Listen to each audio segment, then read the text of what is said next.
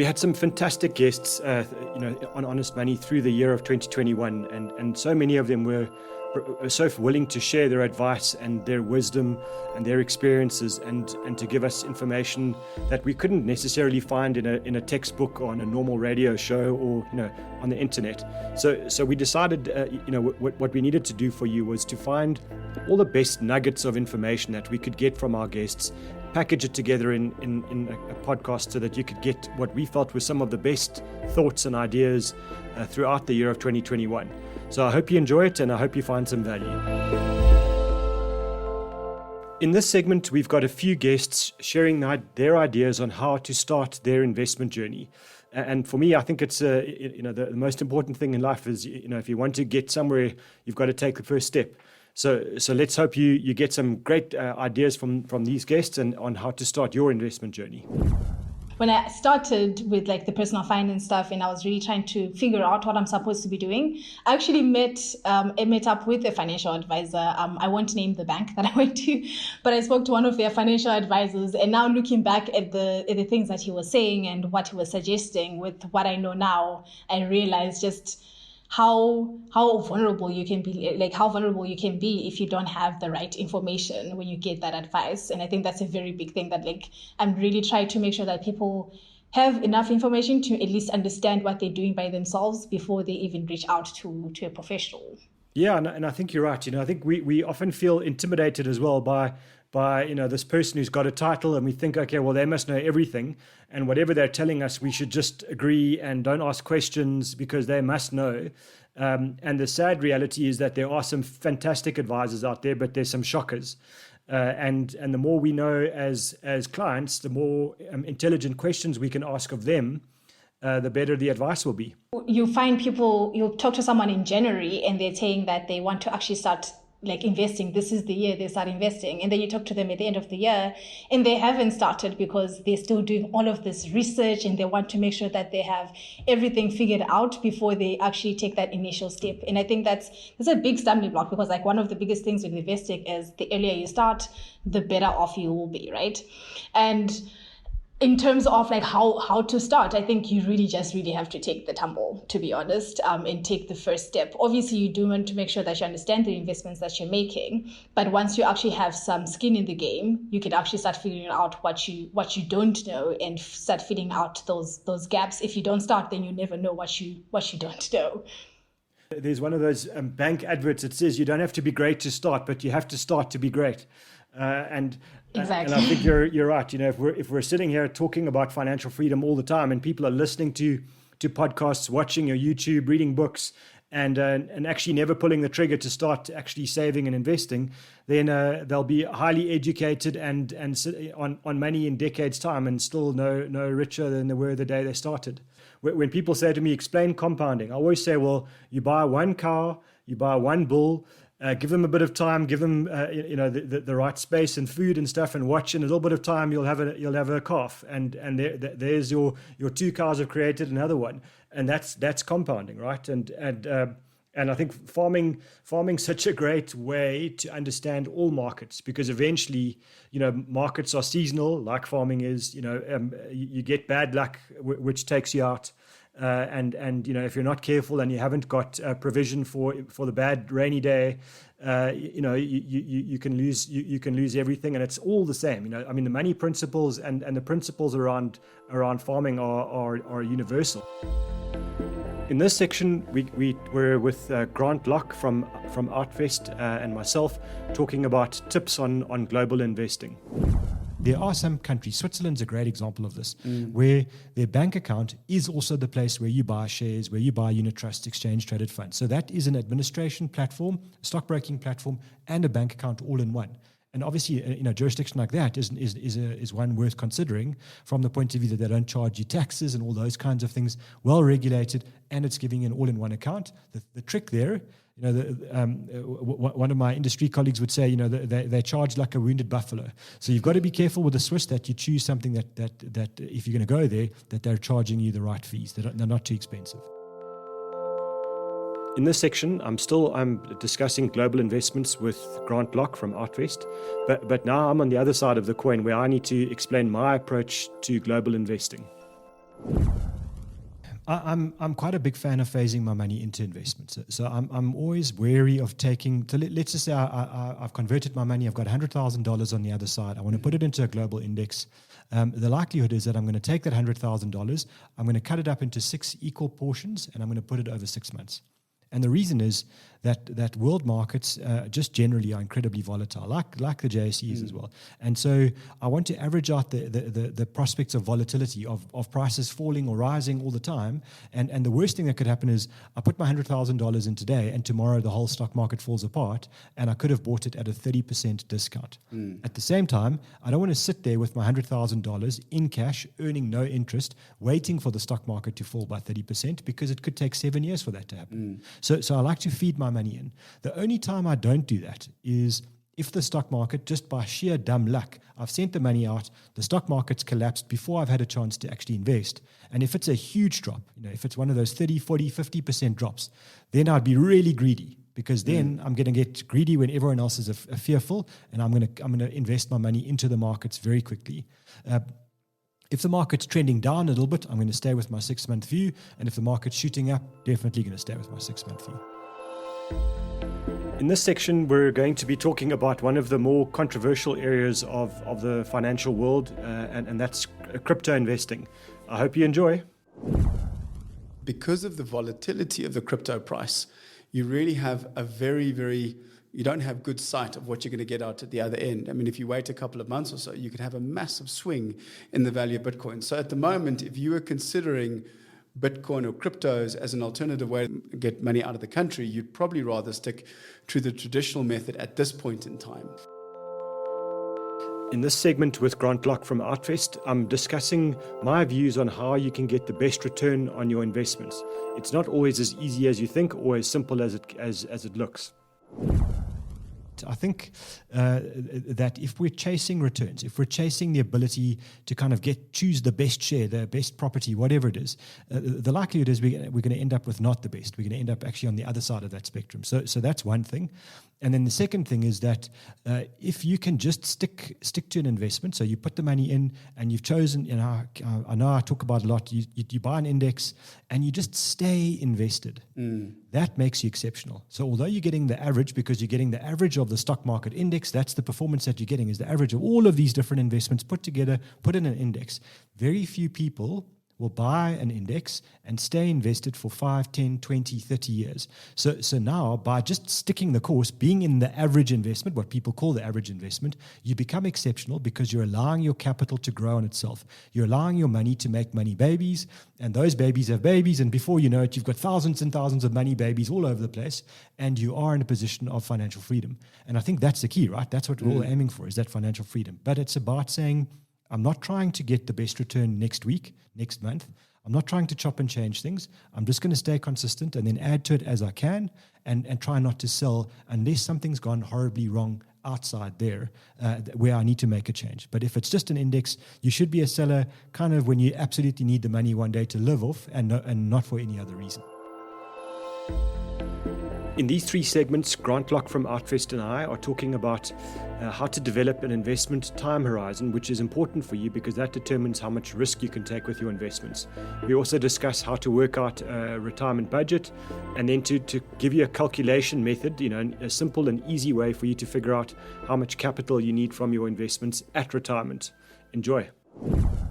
So the time horizon for when you're going to access the money is key in deciding how much risk you can take. And once you know how much risk you can take, it's actually 100% linked to the assets that you choose. So I think if you say, I'm happy to send my money to an investment for 5 years or longer, I actually think almost 5 to 7 years or longer, then you can start to have a huge bias to shares as an asset class. And I think also then we're starting to get into the global space, because I'm really worried to send my money out, to send it overseas to be a global investor if I know I'm going to bring the money back and need it in 3 years' time. It doesn't make sense to me to take the currency risk as well. But also the costs. I mean, there's the cost in getting the money out, the repatriation cost of getting the money in, the selling, the bid offer spread on your investments. There's a whole lot of cost involved in not just taking it out of the investments, but also repatriating the money back to the country, your home country. Yeah.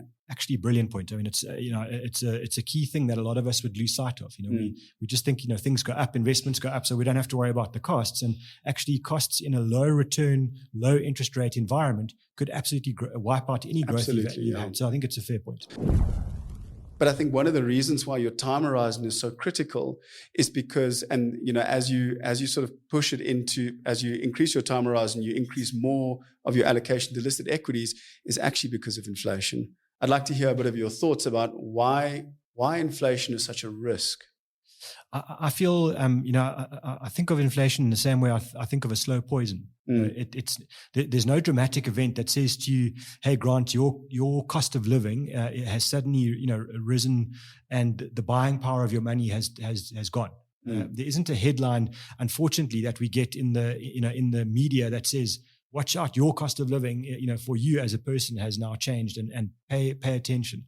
So what happens is, it just gradually eats away at the ability for our money to buy what it used to buy, and that's inflation, and that's the thing that probably keeps me awake at night when I'm planning investments for people. Is they don't look at this. It's not something they focus on. They're so worried about stock markets rising or falling because the media is shouting this at them. It's something that they get bombarded with, but if they can't let the buying power of their investments grow at a rate that's at least growing the same pace as the buying power of their money is being eroded, they're going backwards. And it's that slow poison is just awful. And unfortunately, by the time people realize it, they can't make it up anymore. That's what happens in retirement. You're 10, 15 years into retirement, suddenly you wake up one morning and the income that gets paid out of your annuity is not enough to be able to afford the things that you need to maintain your standard of living. And that's really the risk. And I think, and I think your metaphor of using it as a poison is probably, I've never heard it before. And I think it's a phenomenal metaphor because that's exactly what it is. It's a slow erosion of your money, but it impacts on what you do with yourself every single day. Yeah. So I think, the other point to make is that, over the last 120 years that we've been looking at market data, the only asset class that we know of that has reliably outperformed inflation with a decent margin has been listed equities. Yeah. And so that's one of the reasons, that's the major reason why, as the time horizon increases, that we start to use a greater allocation to listed equities in the portfolios. And I thought to myself, this is a great way for me to do a back of the max spot calculation to understand, do I just have enough money? How much of my money can I send overseas? So just take us through the Bengen rule, please. Well, I want to make it maybe a bit simpler because every time we give a name to something, people lose us. So just saying to people, if you want to know how much you need to retire, or what's your lotto number, then take your expenses and figure out how much are you going to spend in a year. So now what you've got to do is you've got to say, these are my regular monthly expenses. So whatever that is, times it by 12. But don't forget that you might buy a car every 5 years. And so take the 5-year amount divided by 5 to get to an annual amount that you're going to allocate to a car. Add a holiday amount, add any other kind of irregular expenses that come up. If you pay for kids' education every year, whatever the deal is, put all those expenses together and then times it by 25. And that will tell you how much you need to get to retirement. It's your financial freedom number. Retirement sounds like such a boring thing. Okay, it's your financial freedom number. The thing is, when you do that for the first time, you might think, "Gee, I'm way off. This whole thing's pointless. It's never going to work." Yeah. What you need to do is do it once a year. Because what happens now is when you realize that actually, I needed 25 million and I've only got one. Next year, if you've got 2 and you only need 25.2 million, you're starting to close the gap. Indexing is an important part of the investment world as far as I'm concerned. So I think that this is a really important segment for people who want to understand more. If I buy the index, let's just say I buy an index that consists of the biggest companies in the world. I've got no input in that. They are going to rise and fall dependent on what all the stock markets in the world think, and they push those prices of those shares up and down. And so when I do that, diversification is important to me. And what I'm talking about now is, can I find companies that aren't necessarily in the index, or maybe they don't make up such a big part of the index? And can I find a way to get some growth that looks very different to the index? So in the recent times, technology companies became a huge part of the American index, and it was just driving the prices of American indices through the roof. And so then I start to think to myself, I'm not a market timer, but I can do a mathematical calculation and say, well, these are expensive. No matter what, they're expensive. Are they going to carry on getting expensive? I don't know. Are they going to fall in price? I don't know. But what I do know is, can I find something that can get me into shares that don't look like that are cheaper? And for example, if the world does fall apart for a period of time, stock markets fall, can I find something that will fall less? And so that's the important part to me. And I think that I like to have the combination of the two. So the index, because I believe that over time, that'll be my big engine of growth. But then to find things that, and shares or investment companies that look different to the index, that maybe give me capital protection when the world falls apart. They're still going to lose money, but hopefully not as much. And they perform at different times and in different conditions. And then I'm saying to myself, 1 + 1 gets me to 2.25. And that's what I'm really looking for. In these next two segments, I'm discussing my personal global portfolio with Grant Locke from Outvest, just to share how I look at investments and then actually how I implement them for myself. It doesn't mean that that's what you need to do, but it is just a useful guide for people who want to start out on their own. I want to actually show people exactly what your personal offshore portfolio is. So it's 40% in an MSCI World ETF, exchange traded fund, 20% in an emerging markets exchange traded fund, 20% in the Scottish Mortgage Investment Trust, and 20% in the Personal Assets Trust. So I think putting that all together in a structure like that, to me, says I'm getting that 1 + 1 gets me to 2.25 that I've mentioned before. But I think it's important to say it's most likely going to lose money in 2 or 3 years out of every 10. So people listening to this, when you lose money and you've decided to copy my structure, just know I'm promising you are going to lose money sometimes. And I'm also not promising you that you're going to double your money every year. The likelihood is, I think it's a good growth portfolio, but we're dealing with probabilities and not guarantees.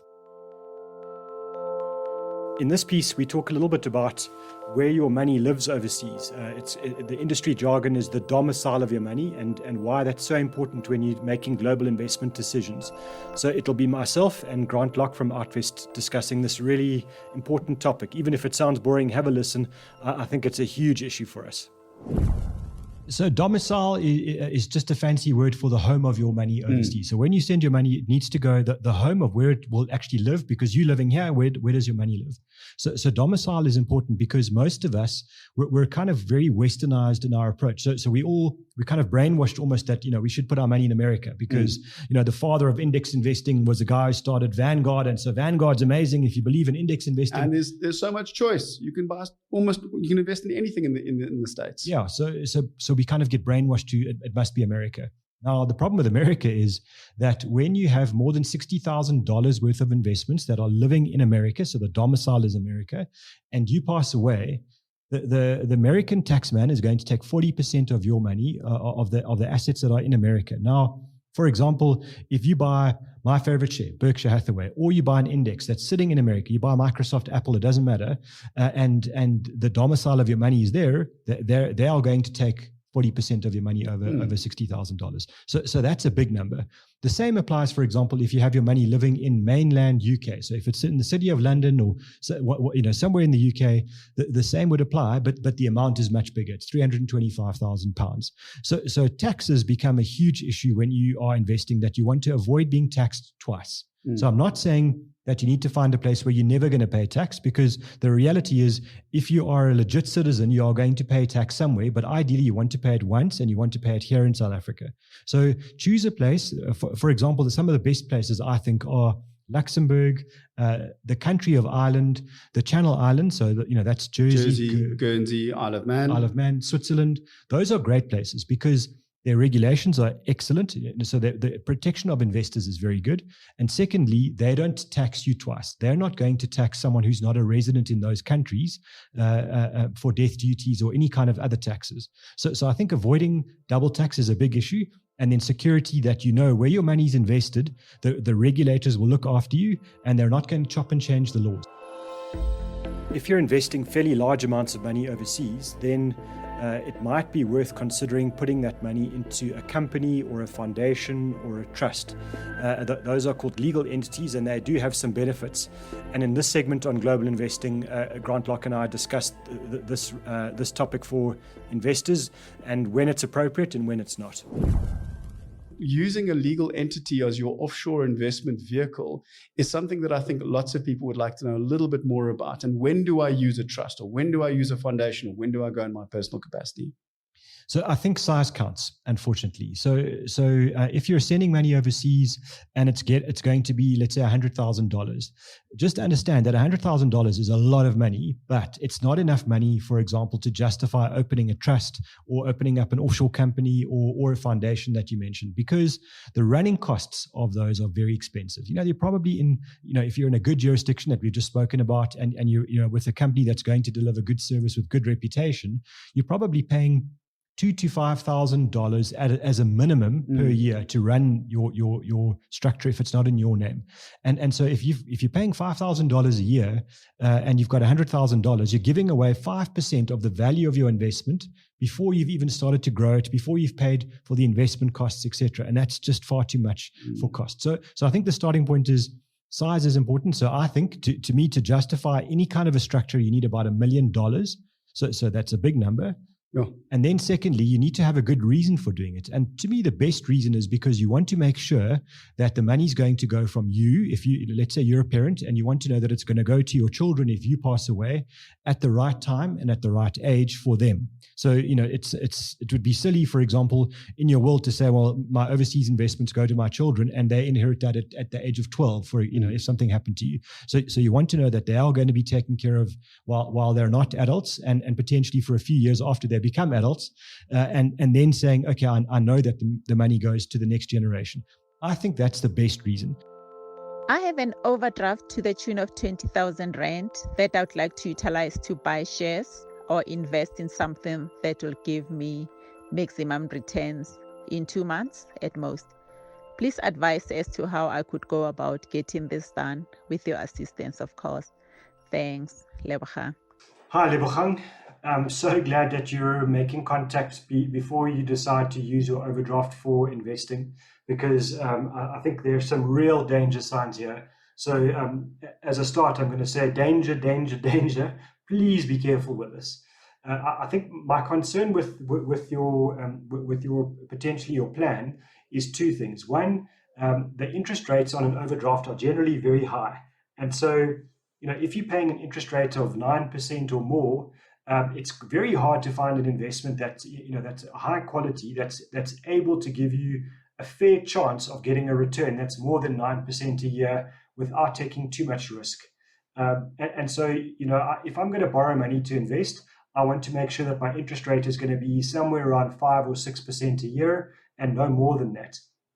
If my interest rate is around 7 or 8 or 9, then I need to think very carefully before I borrow money. And definitely, if it's more than 9% a year, I don't want to borrow money to make an investment decision. And I know that there are all sorts of people out there, these American personal finance gurus that will tell you to borrow money and it's not a problem at all. I think that's a huge path to wealth destruction. So for me, my starting comment is usually debt is a weapon of wealth destruction, not wealth creation. As a second point, your time frame for your investment is incredibly short. So if you want to borrow money from your overdraft for 2 months to make an investment, there is nothing that you can buy that has a reasonably good chance of giving you capital growth over a 2-month period. I know people will tell me that cryptocurrencies can do it, and you could be lucky and buy one share that goes up by a huge amount in a very short space of time. But all of those kinds of strategies rely on an enormous amount of luck. Good morning, Warren. My question is based on buying a car. I just want to find out, what advice do you have for someone who is looking to buy a car, in terms of, is it okay to buy secondhand, and is it wise to buy it secondhand? What are some of the financial advices that you would give to someone who is looking to buy a car?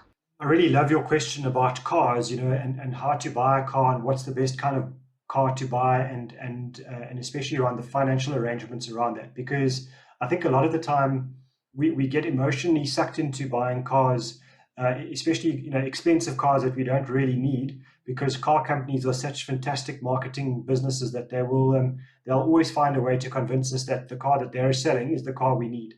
And I think just to understand, in South Africa, a lot of us need a car just to get to work. There isn't another way of actually getting reliable transport. And so, a car can be a tool to generate an income stream. It's the way that you actually are able to earn a monthly salary. So yes, I think, buying a car is not a bad idea. However, I think none of us need to buy a new car. Anyone who says that a new car is absolutely necessary and that you should never buy second-hand cars is either fooling you or fooling themselves. I specialize for myself in buying cars that are at least 1 year old and preferably 2 or 3 years old.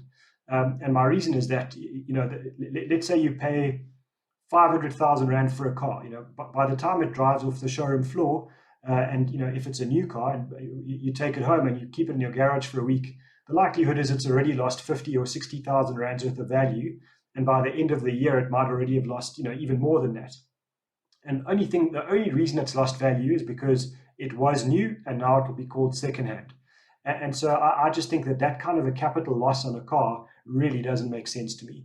So for me, I always want to buy high quality secondhand cars that are in good condition, and then make sure that I'm able to afford the monthly repayments. And so that's my second piece of advice to you. If you're going to buy a secondhand car, buy a small car, buy one that's, yes, it needs to be safe. In other words, it needs to have good airbags, needs to have good brakes, it needs to be a reliable car so that it can get you where you need to go. Well, I hope you enjoyed all those fabulous nuggets of information from our guests through 2021. For me, one of the ways that I learn is to listen to other people's experiences, take what I can from the way that they've learned about life and what the mistakes they've made, I think the successes they've had, and then try to adapt them to myself and to my personality and my state of life, and I guess also just what's going on in the world.